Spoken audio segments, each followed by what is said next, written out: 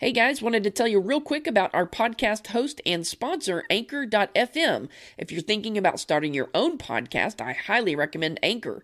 It's free. There are creation tools that allow you to record and edit your podcast right from your phone or computer. They'll distribute your podcast for you, so it can be heard on Spotify, Apple Podcasts, and many more. And you can make money from your podcast with no minimum listenership.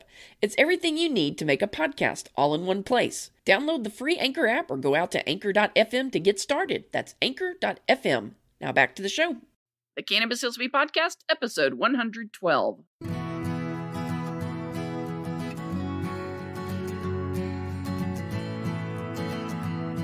You're listening to the Cannabis Heals Me podcast, where we explore the real stories of real people who have discovered the profound healing properties of the cannabis plant in their own lives.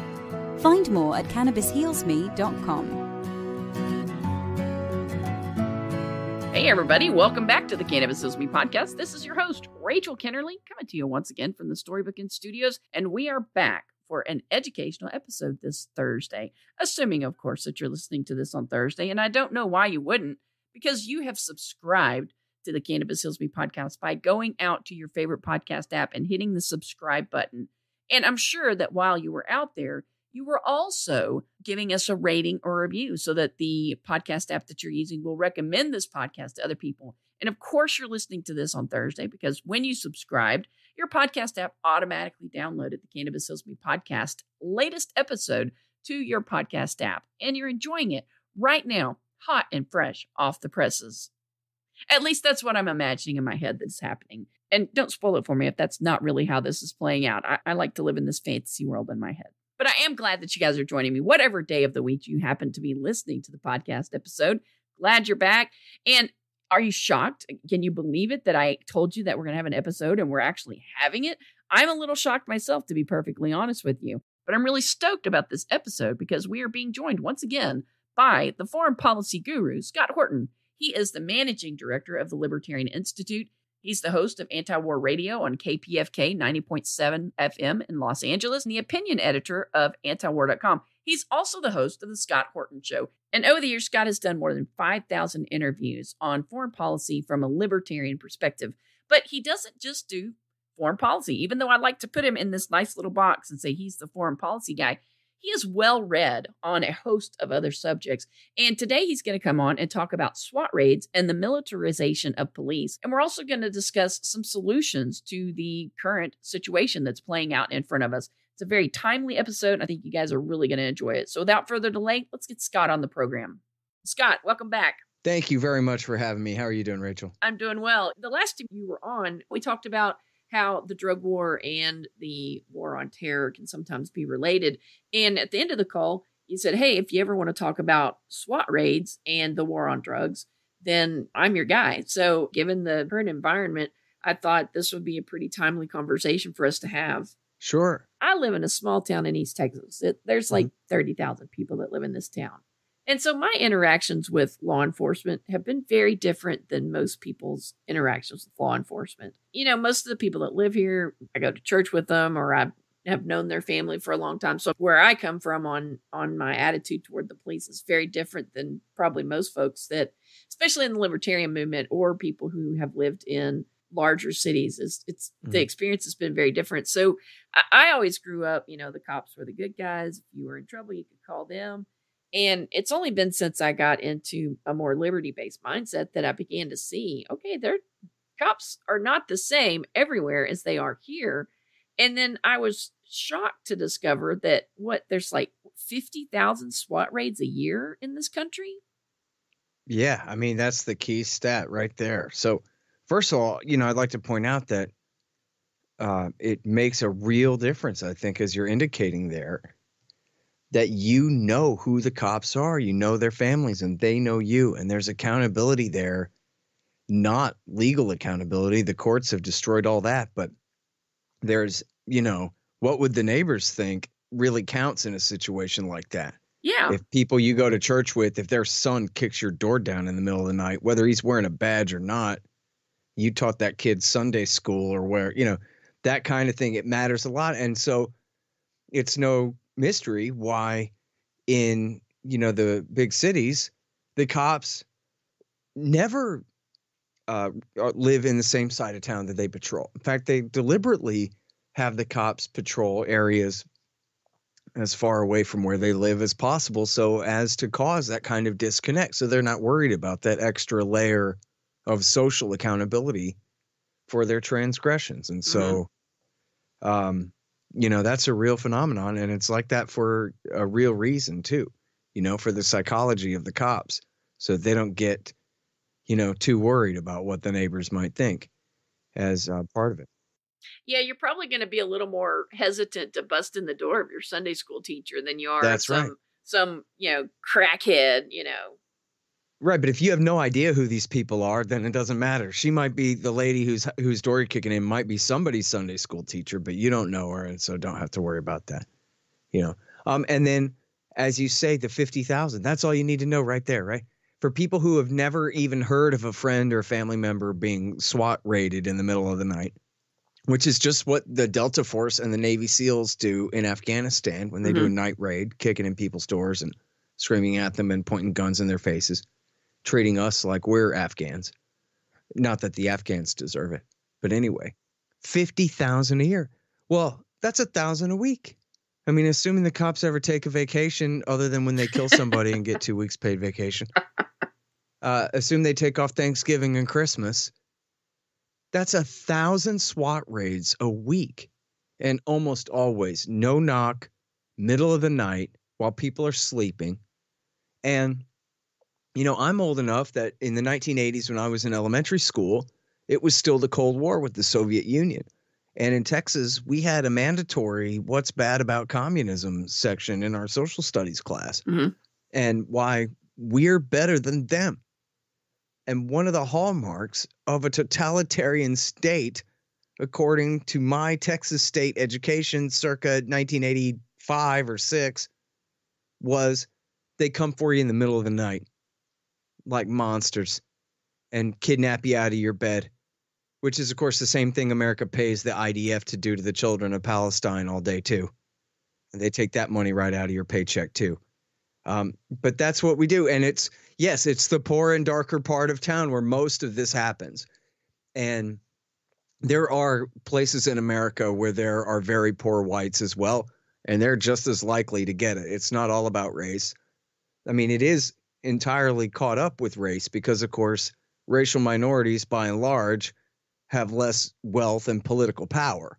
Therefore, they're the low-hanging fruit. If you have a gang of thugs who want to go around and cause trouble in their uniforms, then these are the people who can't really fight back. They can't afford a good lawyer. They don't have access to media. They don't have any juice inside the system, right? So how likely is some poor black guy in the ghetto to actually be the nephew? Oops, he's the nephew of an important judge. Well, no, he's not. You know what I mean? And the cops know that. And so that's why that's who they go after. Whereas, and I'm not calling for greater enforcement of drug wars in rich white neighborhoods, but I'm just saying they don't go to rich white neighborhoods because the political backlash from that might shut down their whole vice task force altogether. So they pick on people who can't fight back politically. Yeah, because you never know who's on the city council. Yeah. And now, seriously, imagine cops coming into your door in the middle of the night with, MP5 or AR-15 rifles, MP5 submachine guns or AR-15 rifles, screaming, get down, and, throwing your family up against the wall, pointing their guns in your children's faces, and maybe blowing a loved one's head off, killing your dog, this kind of thing, at 3 o'clock in the morning, throwing flashbang grenades, treating every house they enter like it's the Branch Davidian compound, and of course the precedent was set, right? The American people loved the Waco raid. And that's why we have little Wacos every day, is because instead of people saying everyone in charge of that thing ought to be strung up, they said that they sided with the guys driving the Bradley tanks. And so, we're all Branch Davidians now. That's basically the deal. Yeah. And, starting with the Branch Davidians, we're all black people now, as far as that goes, because, if you look at the raw numbers, the cops kill 2.5, 3 people every day, and 2 out of 3 of them are white. So, something like that. Yeah, I saw something that y'all had posted on the Libertarian Institute's website that I think 400 people have already been killed so far this year by police. Yeah, and that, that was poached from the Free Thought Project. I'm glad you brought that up because I think this is one of the most important websites on the internet. Mm-hmm. And occasionally they stray into a little bit of goofy stuff, but 99% of it is just police brutality and killings. Yeah. And I subscribe to their afternoon email list. And it's just, man, it's crazy every single day, day in and day out and everything. And, I quit Facebook back in like 2014 or something. I haven't been. You were a smart man. I have a guy who runs my page for me, but I'm not on there. But, I think they changed the algorithms to try to start blocking some of this stuff. Because what was happening with Facebook was it was taking every local police abuse story and turning it into a national story because people are hitting like and share. Mm-hmm. And these stories that would have never, gotten any attention whatsoever. It's just another dead guy at the hands of some deputy sheriff somewhere. It's the kind of stuff that the nightly news would never share with you. It's on your daily news feed every single day. And so, I think that was one of the major, reasons they used the excuse of Russian fake news and all of this stuff. But I think it was the police abuse that made them really, that really ginned up the pressure for Facebook and Twitter to start, tweaking the algorithms and helping to choose for you which things ought to show up in the feeds that you signed up to see, And Free Thought Project and also Police the Police, they both got deplatformed by Facebook, didn't they? Oh, yeah, totally deranked by Google. I don't know about, I think, yes, I'm sure they were persecuted by Twitter and Facebook both. I don't know the details, but there was certainly, they were deranked by Google, the same as antiwar.com and a lot of other libertarian and left-wing sites. And it was in the name of Russiagate was what it mostly was. The Anti-Media, which is a great site, they just got completely, blackballed out of existence, basically. And a bunch of other sites like that, too. I think Photography Is Not a Crime and Cop Block and whatever, they were all victims of the same thing. And I think those two went away. And Free Thought Project was the only one of those three that survived. If I have that right, I think that's right. I think they redid their page now. It's like 2.0 or something. But look, I mean, the point being that, yes, they've killed 400 people already this year. And some of those were some idiot who drew a gun on a cop. Mm-hmm. Footage last night of a guy in Brooklyn. I can't see anything in the footage, but you can hear all the people who are filming, the civilians filming, are telling the guy, drop the gun, you idiot. They're going to shoot you. Oh, yeah. No. And then the cops just, God, they must have fired 1,000 shots and blew this guy to pieces. But fair warning, he was apparently running at them with a gun in his hand. All the bystanders were going, don't do it. I mean, that's the kind of thing that will get you killed. And maybe he wasn't really threatening them. I don't know exactly what was happening. Maybe he really was. He was going to try to take out one before they got him, or I don't know what. But so out of that 400, I don't know what the number is of people who really were not just armed, but meant to do something criminal with that firearm, which is, those are two separate and distinct categories of exactly, yeah, having a gun and doing something with it. But some incredible number of those people are unarmed. Mm-hmm. And, on the race angle, there's a lot of angles to it, right? I mean, if you're black, then this is certainly race is all tied up in this. And obviously, yes, cops kill more white people than black people, but there are a lot more white people than black people. So that's understandable when it just, as far as you break the numbers down, they still get it worse. And for the same crimes, I mean, I don't know about all the statistics on all the violent crimes, but I know that black people more or less use pot and cocaine at the same rates. And yet they're far more likely to be persecuted for possession of those drugs and that kind of thing. So it is very skewed in all of that. And yet, unfortunately, the racial angle obscures the real question, mm-hmm. which is where it comes down to it. It's accountability for killer cops, no matter who they kill. Yeah. Right? And by making it all about race, in a way, it's, again, from the victim's point of view, it makes sense, right? But by making it about race, that helps the cops hide behind racism. And the cops go, yeah, until white people in America get the hate out of their hearts, it's just never going to change, is it? And meanwhile, it's not white people doing it. It's white cops, and not always white ones. It's cops doing it.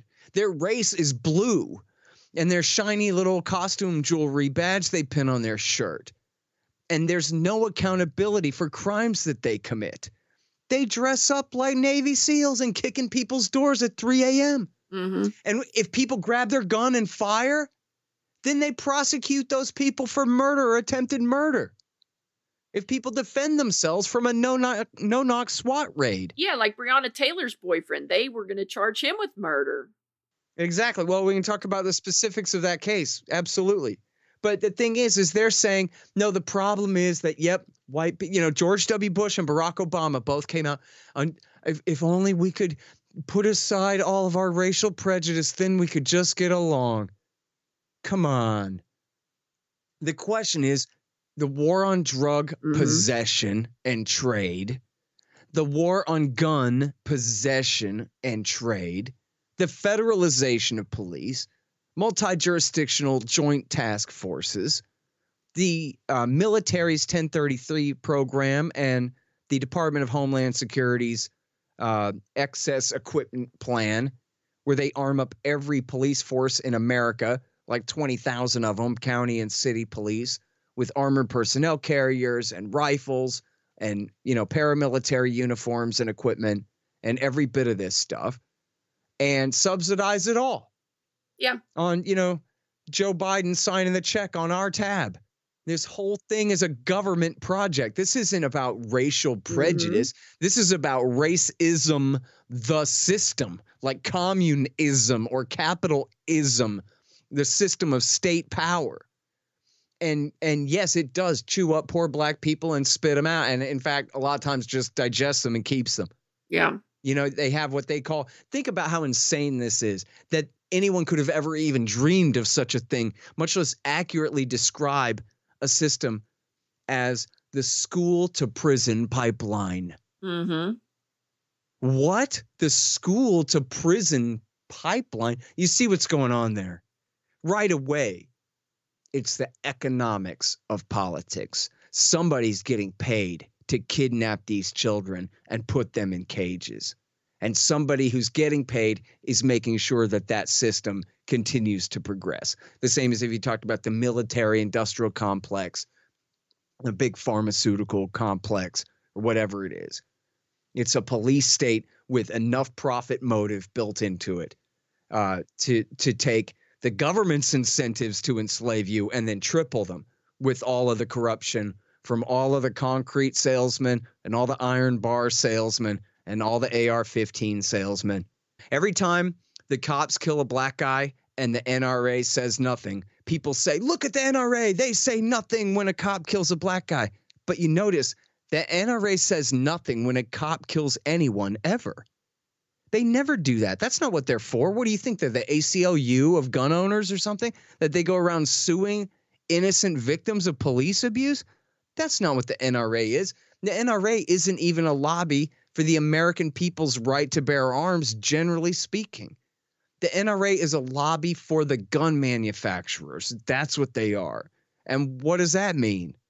That means that they care a lot more about selling to cops, to the captive market of city and county and state police at your expense. The money, again, they take right out of your paycheck.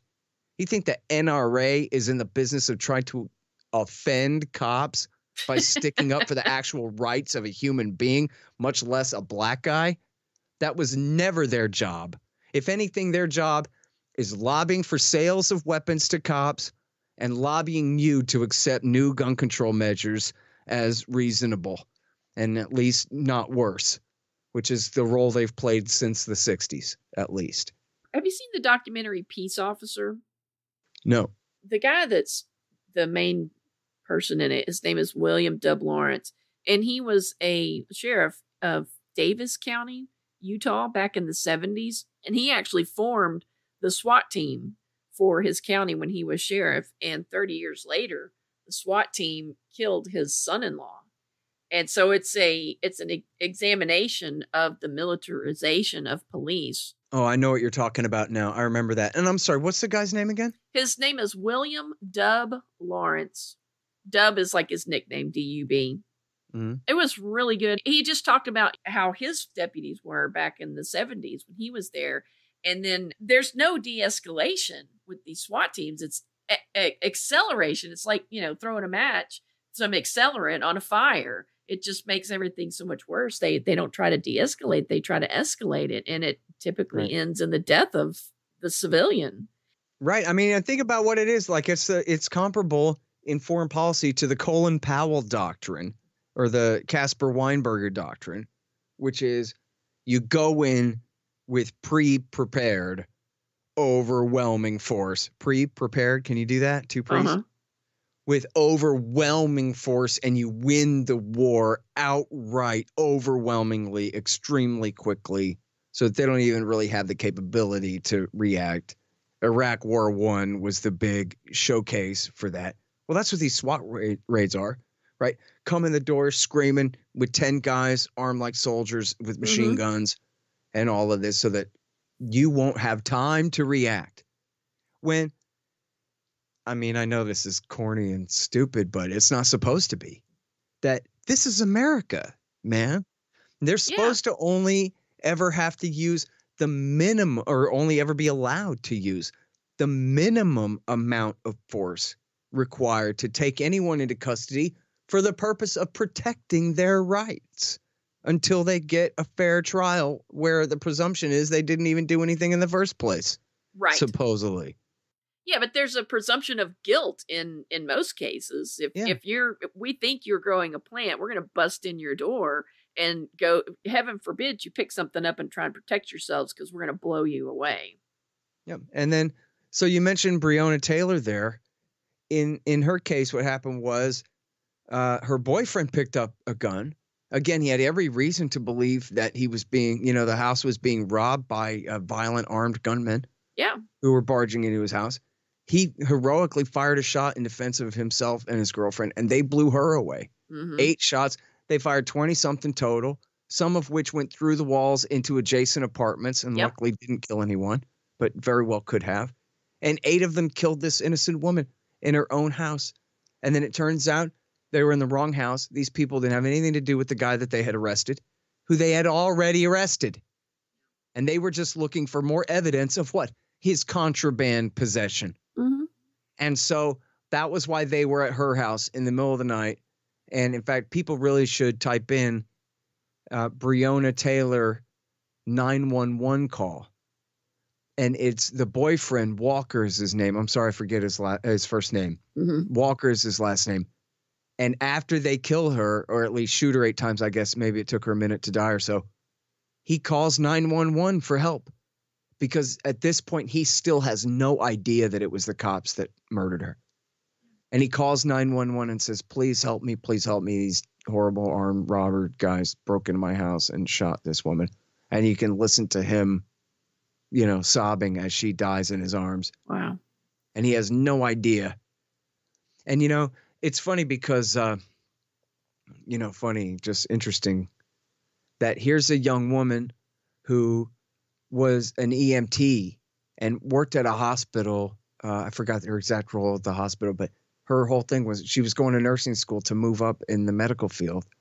And here she was, this is at the height of the lockdown and the height of the hero worship of all of the medical professionals who were risking themselves to put on a flimsy little mask and go dive into COVID land in order to care for the people who already have it. I don't know if she was necessarily treating them, but she was certainly at higher risk. These people are all being put on the highest pedestal as the most valuable people in our society. And after all, who could argue? Healthcare workers, especially emergency healthcare workers, those are the most important people in society. Now that you mention it, right up there equal with the very best humans that we produce. And yet her life is just forfeit. That's it. And part of that, must be certainly, again, from the victims and in her community, from their point of view, the fact that she was black must have something to do with that. And, whether even if the SWAT team was all black men, doesn't matter, which I'm not saying, but I'm just saying hypothetically speaking, the system itself says that once you're on this side of the railroad tracks, you can do whatever the hell you want to these people. And then no wonder black people think that white people hate them if white people won't. And because they falsely presume that white people have power and authority over these cops. I mean, what am I supposed to do about these cops? I mean, they're rabid dogs on somebody else's chain, not my chain. Yeah. I don't know what to do with that. I can't do anything about it. But they kind of falsely presume that since they don't have any political power, somebody must. The white majority has it. And they're kind of right that if there was a real consensus among the white majority that we don't want our cops treating anybody this way, poor whites or poor blacks or, rich American Indians or anybody else, this is insane. The way that we have it, this system. And if any other country ran their police state this way, we'd be so critical. In fact, the New York Times has this funny glitch on their world page where for some reason at the bottom in some of these categories, they keep the same stories up for just months and they're not rotating out. And one of them is that where the police wear black masks and kill people. And you're thinking, oh, what's this about?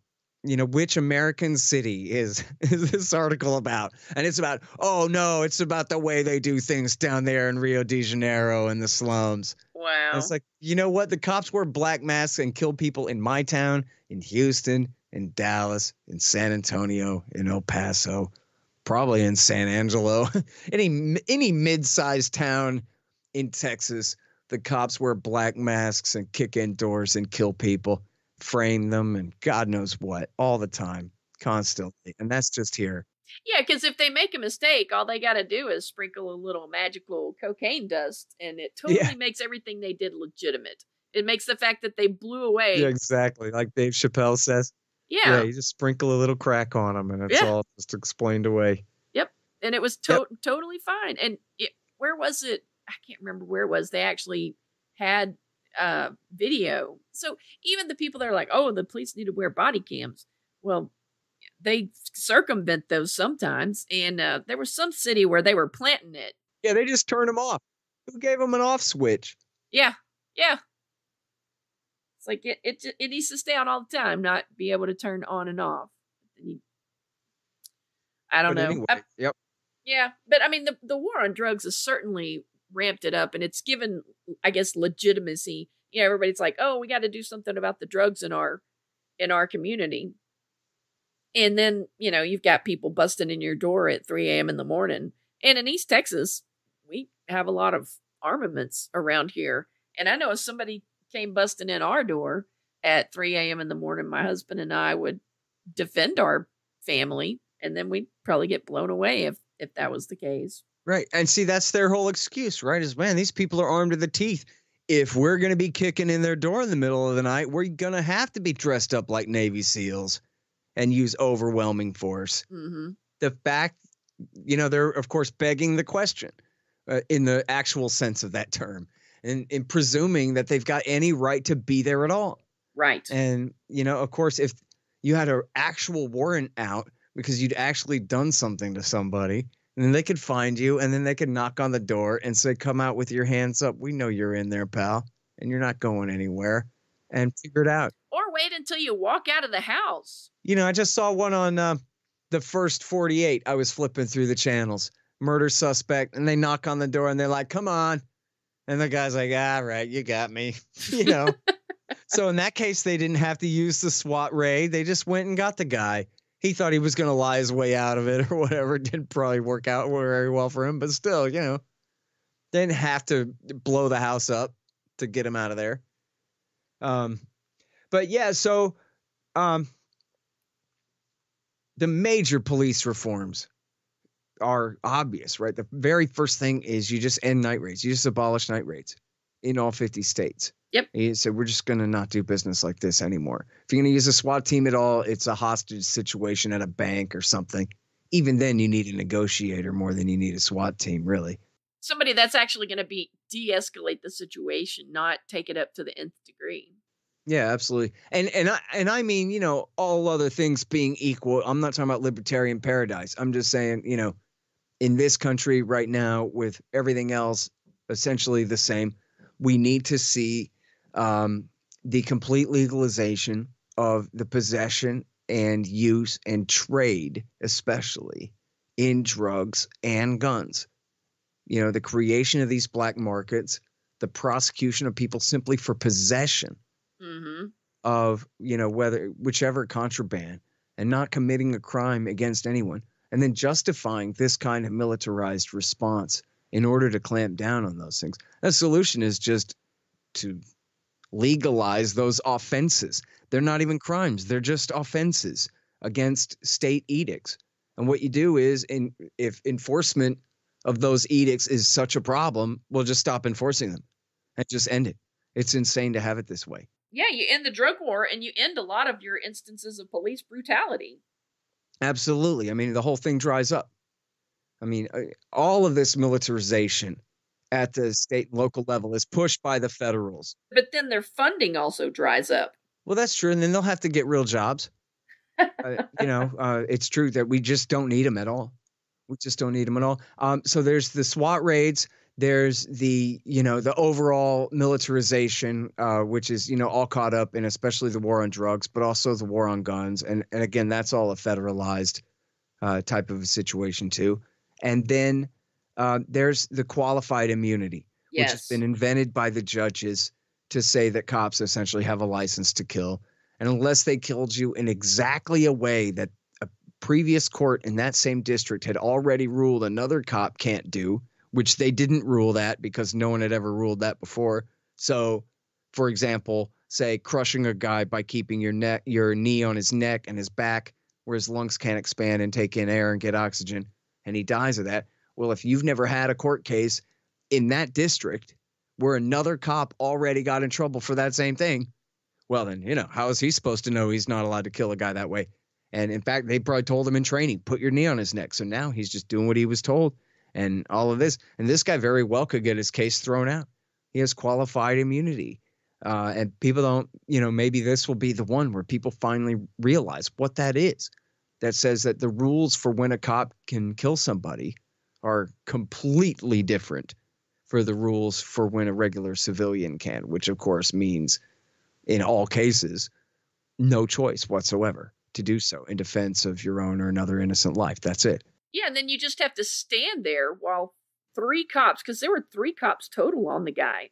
There's 3 cops pressing the life out of this man, and because they're cops and they have that uniform on, you can't do anything. That's right. So you've got people sitting there filming instead of intervening because these people are policemen and they don't feel like they can jump in there and push them off. I mean, and, especially even in an emergency like that, when the bystanders are saying, you're killing him. We can see him dying. He's dying. Stop. And they can't rush the cops because the cops are armed. The cops will blow them away. Even if they're coming with clearly open hands to just shove them off, they'll just shoot him and kill him.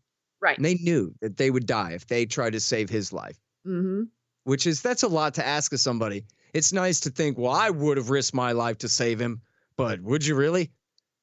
These guys are going to blow you away right in this instant. Choose quick. And then they would be completely justified, especially by people on the right. If you were to go to try to intervene, then you'd be arrested for, say you saved the man's life, but now you sit in prison because you intervened and you get charged with whatever they would charge you with. Serious felonies and lock you away. For sure. Yep. And take their revenge. For saving the guy's life. Yeah. That's exactly right. Unless somehow it became a big cause, possibly you could get the charges dropped if it became a big deal like this or something, with the footage. But yeah, but if he doesn't die, then you don't end up with the big brouhaha around it. Nobody does or says anything of importance until somebody dies. It's like, why do we have to wait until somebody's life is taken from them to get people off their butts and and they're still focusing on the wrong thing. They're focusing on race. This is about the state. Yeah. Well, it kind of is, again, but But yeah, I mean, and the problem is, of course, too, it's unfortunate that the whole movement is named Black Lives Matter. I saw a quote, I forgot if it was the Post or the Times or one of these very official things, where they said, what is it that you want, to the Black Lives Matter spokeswoman? I don't know exactly her name or position or what, but she was speaking for the group. And they said, what is it that you want? And she said, accountability. And it's like, yes, exactly. You know what?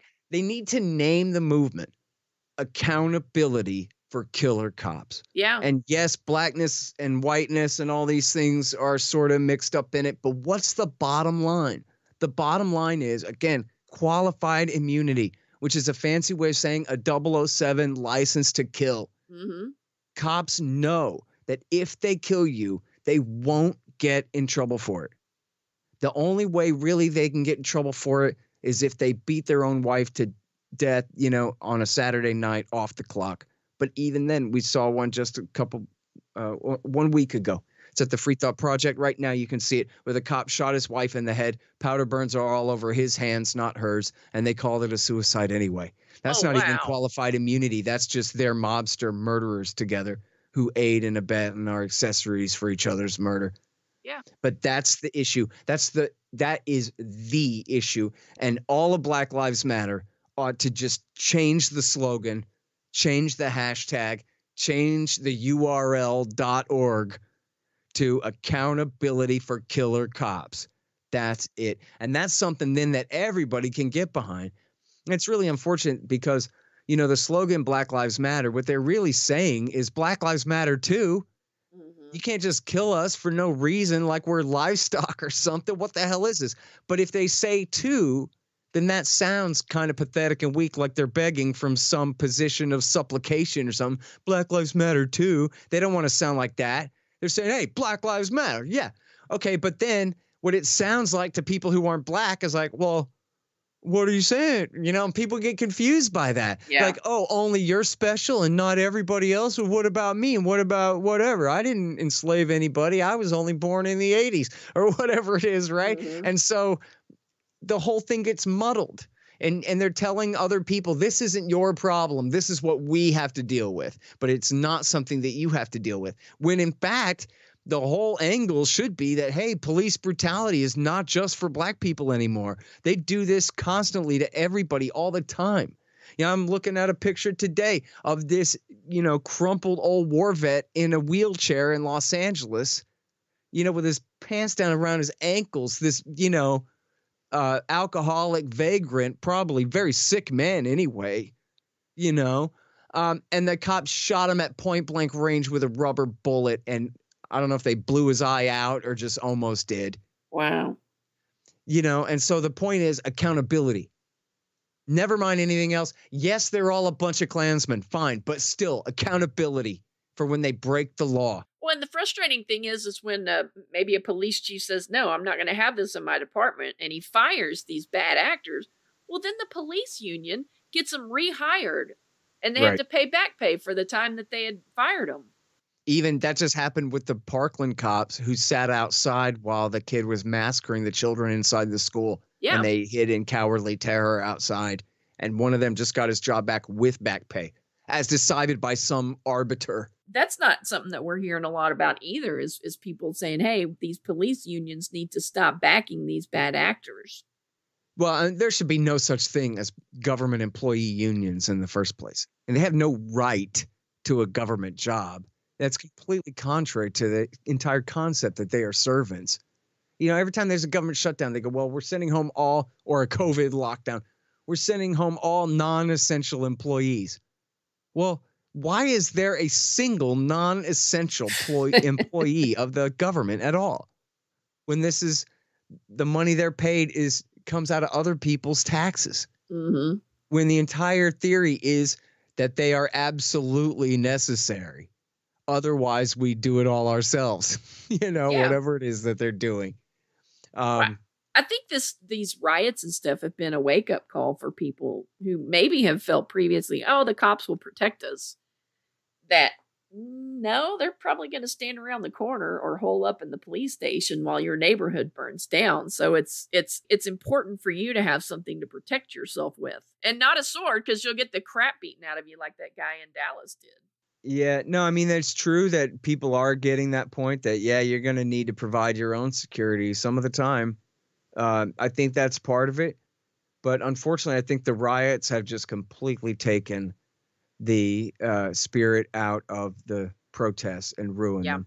And unfortunately, people are just going to react against the protesters and say, look, I mean, after all, people need a narrative. Who are the good guys and who are the bad guys? Mm-hmm. The narrative was the good guy was this innocent civilian who was accused of passing a counterfeit $20 bill, who may not have had any idea that he had done so, if it's even true that he did.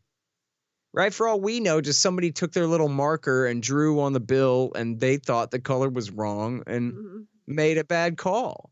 The counterfeit bill. That pisses me off so much to think that that's what he got killed over. These guys print money all day long. If you do it, they'll choke you to death, you know? Over a fake $20 when our whole currency is fiat. Yeah. Oh, and then so the narrative is the cops are the bad guys. The cops, they piled on this guy, and then they just stayed there for 10 minutes. They had all the warning in the world from the protest, the bystanders on the video that you are killing him. He's going to die of this. Please let him up and breathe. And they wouldn't do it for 10 minutes almost. Yeah. And so cut and dry. But then people start setting things on fire. I mean, even smashing windows looks bad, but burning down, major portions of city blocks.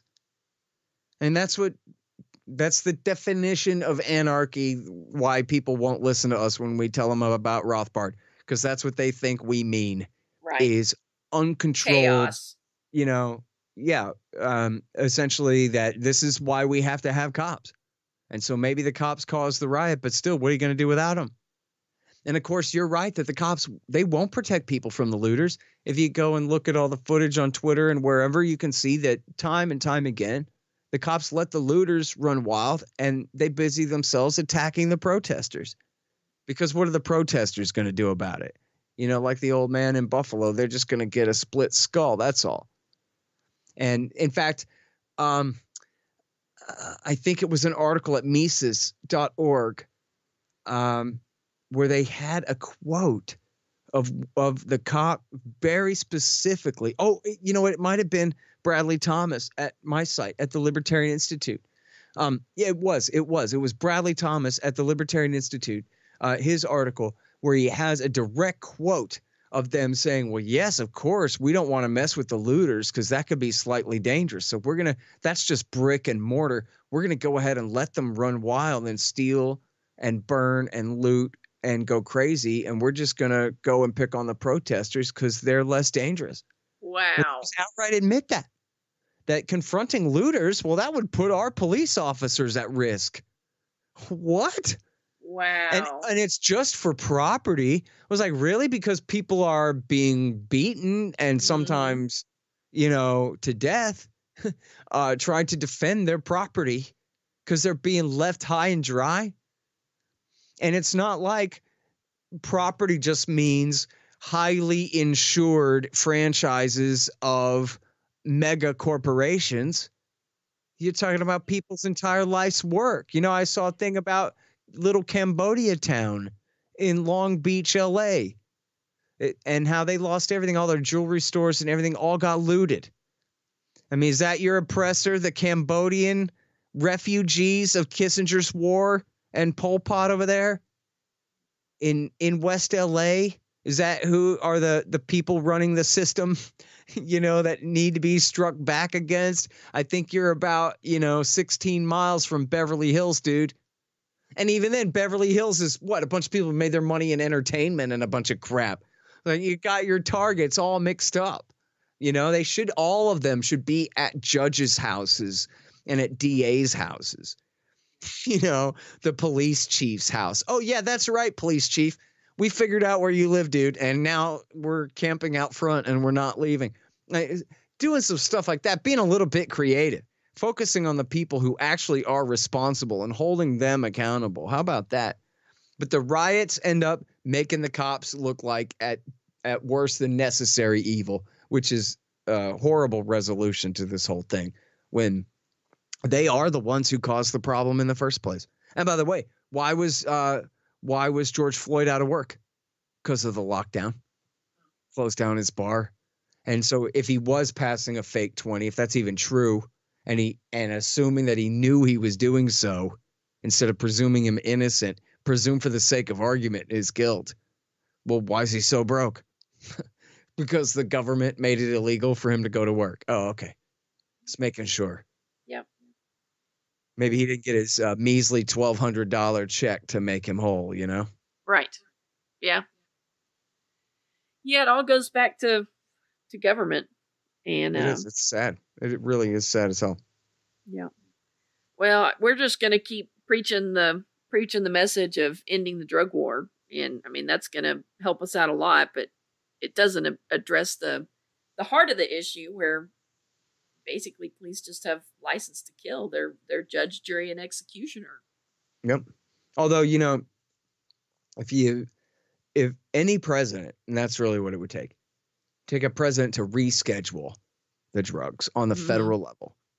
And if they did that, that would be de facto legalization across the board for the states too. And maybe in Alabama, they'd be like, oh yeah, and crank up their penalties or something, you know, as an outlier. But in most places, that would just be the end of it, because the DEA and all the joint task forces and all the 1033 program and Homeland Security programs and all these things, they're what make it all possible. Yeah, you're right. Michael Bolden was showing me the JAG grants that the feds give. That's not JAG like the military lawyers. It's a different use of that same word. And it's this program of huge grants from the feds to the states and the local governments and stuff. So without the federal drug war, the whole police state thing just evaporates away. And there really should be new laws that just outright ban the night raid in America and just say that this is, you know, absolutely intolerable that we would allow this process to continue. And, you know, I don't know. It's a horrible mess, and it's only the very beginning of June. It's about to be one long hot summer, and all these people out of work, nobody's got anything to do. All these young people have all been fired by government from whatever it is that they were up to before. They got nothing left to do but fight. And, you know, I was really worried that, you know, you could have real breaks in the supply chains and people going hungry, people being really poor, and the food pantries running out, and, you know, distribution channels really breaking down. But it turns out the virus didn't cause as much damage, you know, to the populations of people who keep the supply chains going. It really did hit older people that much harder and everybody else less. So you do have outbreaks in some places and so forth. And $1,200 ain't a lot, but apparently, I mean, as far as I know, it doesn't seem like there's been really reports of people going hungry due to the lockdowns yet. But people are ready to you know, break out and fight anyway. They're so pent up after 2-3 months of being locked down, and I'm not blaming it on that. The cops are responsible for what they did. I'm not saying that, but still, it is part of it. That never even mind a bread riot. It's just a riot. And we had got to the part where depression and people really are going hungry and the economy is not recovering and all of the wealth is going to Wall Street and everybody else is completely screwed. And what about when we have this conversation a year from now? What's the summer of 2021 going to look like when we're at the depths of the Great Depression? All economic growth in the last 20 or 30 years has been erased, you know, and the cops are still killing people because they never did get rid of qualified immunity or night raids or the drug war, the gun war. Well, that's my, I wouldn't say fear, but I mean, that's my concern, is that we're going to have all this. We're going to have all this destruction. We're going to have all these riots, and then nothing's going to change, because that seems like par for the course. That's right, because it's asking too much. It's asking them to admit that prohibition didn't work and you have to cancel it. That Joe Biden spent his entire career being wrong. You know, they're not going to do that. They're not going to admit that the police are the problem, that immunity equals impunity. Mm-hmm. Yeah. That this whole thing has been, profoundly un-American from what most people consider to be the way things are supposed to be around here. Yeah. The world as according to the Bill of Rights, as taught to us in school, that you're presumed innocent and you get a trial. Everything's fair. And they have to treat you fair. They get in trouble. Yeah, anybody that's had any interaction with the legal system knows full well that that is not how things shake out. Think about if you could go back in time and make it where just no one ever thought that drug prohibition was a good idea. After alcohol prohibition, we're not going to do that. We already know better than that. And they just never gone that way. Think of how different our judicial system, our criminal justice system would be on every other issue. Never even mind the way that they prosecute drug cases now, but just the way that the courts are always so jammed that they've had this huge incentive to essentially abolish the jury trial in favor of threatening you with so many years in prison that you would plead guilty to a lesser charge and fewer years, and how they just extort that. And that's in all 50 states and the federal level too, in every court in this land. And all that's a direct result of the war on drugs and then the war on all of the violence and all the rest of the crime that comes with the drug war and all of that, the black markets that they create and everything like that. This wouldn't be that way at all. And think of all the court rulings where time after time after time after time. In fact, you can watch a great speech of Jonathan Turley at the 2008 Future Freedom Foundation conference, where he goes down the list of like 10 or 15 Supreme Court decisions saying that the cops can search you this much more, this much more, this much more, this much more, this much more on the side of the road. And all in the name of hunting for drugs. Mm-hmm. In the name of hunting for evidence of a violent felony that they have, probable cause to believe took place or something like that.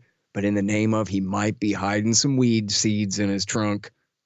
And then, of course, those decisions are never repealed or never ratcheted back in any way. As Turley pointed out in his speech, that, well, at one point they invented cell phones. So then the court's earlier rationalization that what are we supposed to do? Drive all the way out to the judge's house and knock on his door in the middle of the night to ask for a warrant? That now, actually, that's kind of moot, because him and he could send you a text message with a warrant signed by him to the cop's phone and let him know, or fax it in to headquarters.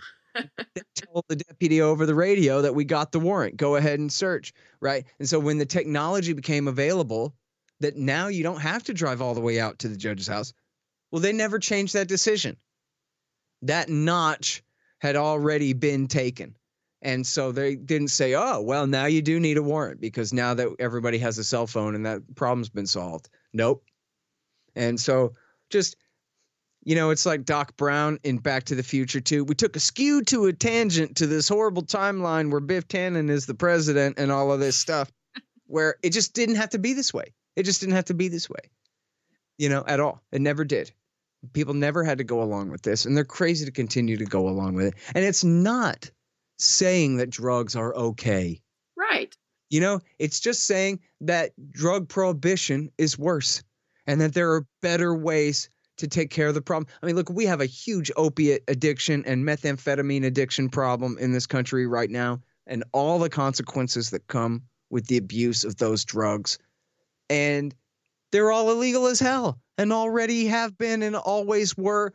And does anybody in the world think that if only they stiffen the punishment, that that's going to actually do a thing to diminish demand or supply, for that matter, at all, other than just giving more cops more things to do? The solution is, and in fact, look at what's the worst part about heroin abuse. I mean, on a sliding scale, anyway, it's a bad drug. But the very worst, and there are some people who are functional on it, but the very worst part of it, especially recently, is the overdose deaths. Yeah. And that is because the heroin is spiked with fentanyl. And the people who are doing the drug, they don't know how much fentanyl's in there. They don't know the exact dose or if there's any at all, because they're getting it on the black market. And so they misdose and they drop dead. And so, these are good people. And these are tens of thousands of people this is happening to. They can't all be horrible, evil, back alley junkie scum. And these are people's brothers and sisters and mothers and fathers are dying just because they're a junkie. Now, being a junkie is a big problem, but you shouldn't have to die of it. Yeah. And so what would be better, not good, but better, would be for them to be able to go to Walgreens, get pure heroin, shoot up with that, know what dose they're getting, compare it to last time, do what they have to do, and for that matter, let there be stapled to the brown paper bag a flyer from a group of recovered addicts who are ready to help you at a moment's notice as soon as you're ready to come in and get help. Because everybody knows that that's the only real, other than a few very cold turkey, a few very small exceptions, a narrow number of exceptions where people just quit cold turkey and forget about it. But in virtually all cases, the only way that an addict gets over their drug abuse is with the help of other former addicts or, recovered addicts. They always say that I'm still an addict. I'm just recovered now, but still, whatever. You get what I mean. That's how you help people. You're a junkie. You hit rock bottom. You need help. Well, meet my friend who's been exactly where you are right now, and he can help you out of it. Everybody knows that solution. 12 steps or not. Former abusers help current abusers. That's the solution to drug abuse. And prohibition is just not. Creating giant criminal black markets, creating giant militarized Gestapo units to go around enforcing it. You'd be crazy. If I brought this current drug war program to you right now, after 50 years of it not being this way, and I told you that this is what we're going to do, you'd lock me in the loony bin. You send a SWAT team to come and get me probably and lock me away. Yeah, Johann Hari mentions, he's got a story in his book about in the 80s, there was a doctor in England, and he actually prescribed heroin to people. They could come and get clean heroin from them. And they saw that when he started doing this, like crime dropped in the neighborhood by like 93%. And instead of more people doing heroin, fewer did it and then they were able, the ones that came and got it, their life didn't revolve around getting their next fix. They could actually go and be productive members of society and come get their prescription heroin and still be contributing to society. And then they shut it down. Worked in Portugal too. Yeah. They did it in Portugal. Yeah. It's the war on drugs, it's failed, and we're continuing to pour more and more money into it. It's not working. And yet we're still doing it. And think about the very basic principle of our civilization that, it would be better for 100 men or 1,000 men who are guilty to go free than for one innocent person to go to prison. But just so how many innocent people get caught up in the war on drugs where somebody's the roommate of somebody who conspires on the phone to make a drug deal with an informant. And then that person has to go to prison too. Yeah. And wasn't that one of the ladies that Trump pardoned? That kind of thing happened to her? Oh, and there's a million of them. Yeah. There's one where, the lady on the side of the road where they were sure it was meth, but it was just cotton candy. But she was in jail with no bail for months, separated from her family. For all we know, she missed her mother's funeral over that. Or you look at a single child hurt in a SWAT raid, like baby Bo that got the flashbang thrown into his crib and his face nearly blown off a few years back, 2016 or so. 2014 maybe. The little old lady in Florida who they're on a pot raid in the middle of the night and kick in this lady's door, wrong door. The guy, I think it was either the wrong address entirely or the guy hadn't lived there in 10 years or more, some kind of thing. They murdered this 73-year-old lady. Wow. How many of those is okay? How many of those do we say, well, hell, we'll lock down the whole country over some COVID. But say, you know what? If a few hundred people a year die as accidental victims or have their lives absolutely, completely destroyed, time in prison, their businesses destroyed, their jobs destroyed, their relationship with their wives, their husbands, their children, their parents destroyed. And we're going to do that in order to continue to completely fail to stop Americans from abusing drugs in every way imaginable. And it's just completely intolerable. Yep. Imagine that's you or your mom or somebody. And, of course, a lot of times people die in jail. They don't even, oh, yeah, he was only in there. He didn't even go to prison, right? He was just in county jail, never made it to trial. Mm-hmm. Don't know what happened to him. Crazy, it's, it ain't right. And I think people somehow figure that it's somebody else, that somehow it's all for a good. Some professor must have studied this and said that still this is way better than the alternative, because the alternative would just be a nation of crack and heroin zombies or something. And it's only like this because it has to be like this. Otherwise, why would it be like this? And the answer is just because people are stuck thinking that way. We just haven't changed it yet, but we have to. It looks like we're inching towards cannabis legalization, but any of the harder drugs, it's going to be a tough sell and an uphill battle. Yep. Well, people have just got to be made to understand. And you know what? I mean, seriously, take a look at all the things where it's not really a major political issue, like the war on drugs, for example, where no one's really proposing abolishing that on the national level. Or say bank bailouts for bankers, where the Republicans and the Democrats always agree on that. Mm-hmm. Or in Yemen, which is quite literally the very worst thing going on in the world right now, and all at the hands of the Americans. That the fact that TV doesn't talk about those things, or that the Republicans and the Democrats don't talk about those things and don't want to fight about those things, that doesn't mean that the American people don't care about them. And that doesn't mean that the American people don't already agree that they hate this stuff. I mean, I bet you could get 95%. Well, they'd be lying. How about if they're being honest? I bet you could get 85% or 90% of Americans to say that they absolutely hate bank bailouts and they absolutely hate any person involved in bailing out a bank way ever under any excuse. Absolutely not. And so it's the same kind of thing with this, where I think with good leaders speaking for the American people and maybe putting words in their mouth a little bit, but leading them and doing a good job of it and explaining that we have just had it and we cannot proceed this way anymore and we will not, then I think it'll ring true that people really do agree with that. People don't want to live like this.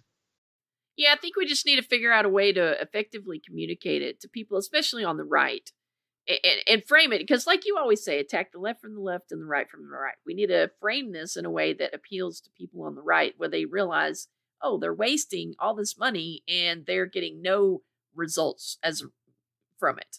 There's no benefit from it. Constitutional law. I mean, no matter who you are, if you don't sympathize with the people who are the victims of it, sympathize with the fact that that's your liberty they're experimenting on. Yes. There. Yes. You should never mind celebrating it, but you should certainly not even ever ignore the oppression of anyone else in your society. You've got even your worst enemy. If you're allowing the government to oppress your worst enemy that you hate, you're giving them the license to move on to you next. Yeah. Simple as that. And everybody knows that. Come on.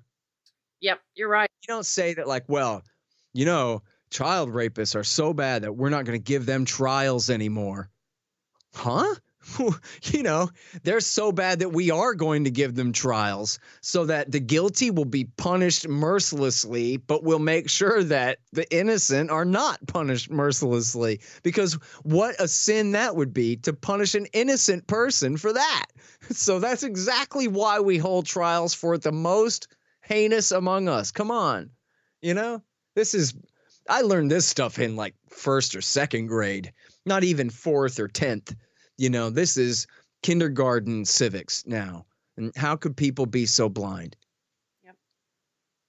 Well, Scott, I really appreciate you coming on and talking about this issue with me. What are how close are you? I know you've got a new book coming out. How close are you to getting that done? Well, you know, it's way too long, and I owe people an apology for that. What happened was I realized that I'm taking way too long, and I'm including way too much stuff. And you might know that I mentioned this from time to time, that my Afghanistan book was originally chapter 2 of my book about the terror war. And then it became a whole book because I couldn't figure out how to wrap it up. Yeah. And so that started happening again. And chapter 1 became like 87 pages. Oh, wow. Clinton. And then I skipped Afghanistan for now and thought, I don't know what I'm going to do about that. I'll get back to that in a minute. Let me get to work on Iraq War II. And then it started turning into a whole book. Oh, wow. And a lot of which has already been written. Yeah. Where I'm not even, like, I have to tell you these things about the neocons because I can't not tell you these things about the neocons. But at the same time, none of this is really, you know, groundbreaking or anything. It's just the setup. And I realized I'd written however many pages and I wasn't even at the actual invasion yet.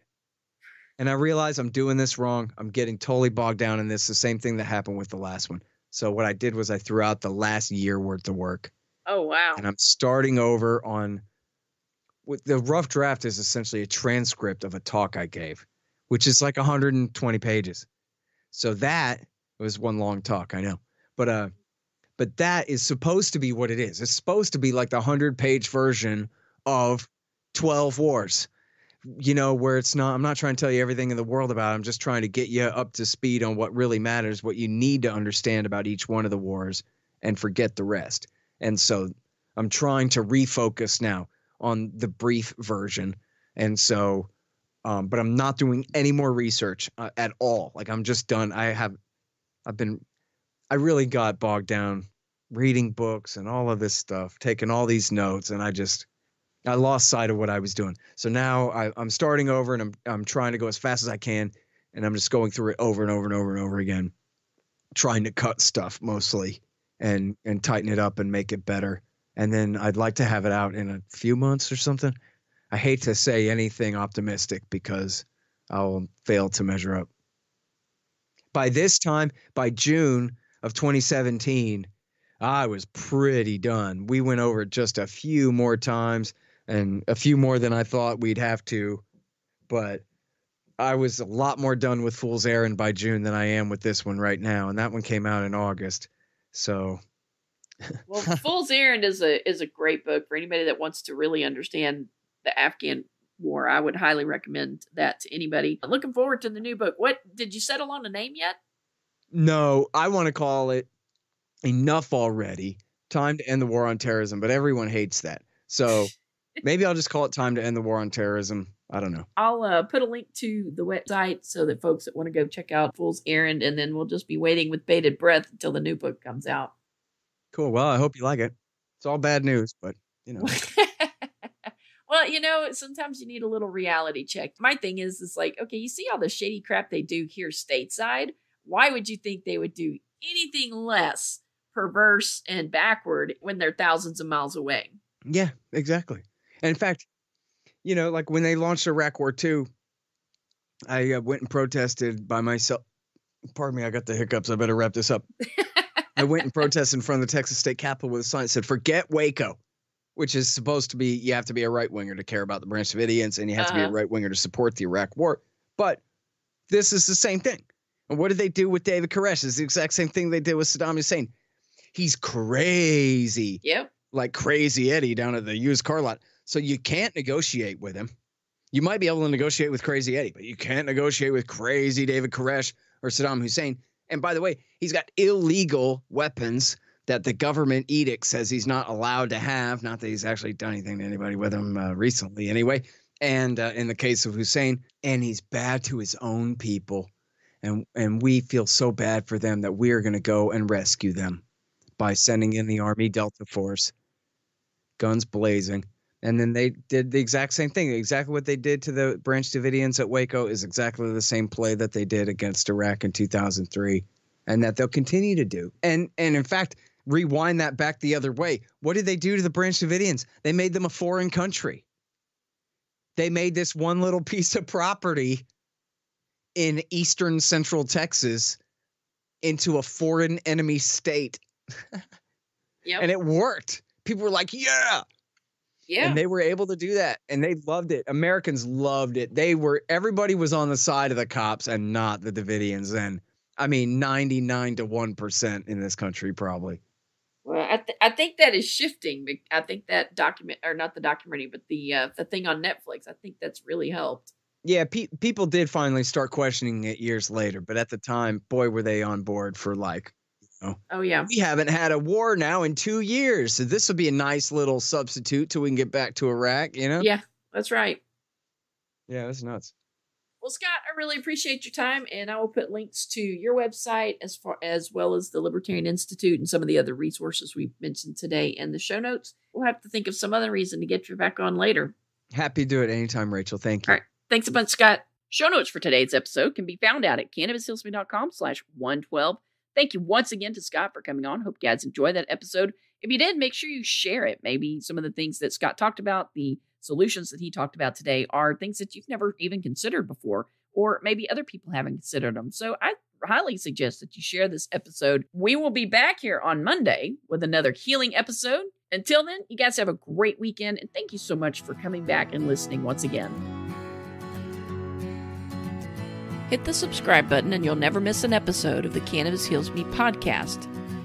If you enjoyed today's show, please consider leaving us a 5-star rating on Apple Podcasts, Google Play, or whatever podcast app you're using. Do you have a suggestion for a guest on Cannabis Heals Me? Send an email to podcast@cannabishealsme.com. We'd love to hear from you. Please do not take any information from Cannabis Heals Me or its guests as medical advice. Contact your licensed physician before taking cannabis or using it for medical treatments.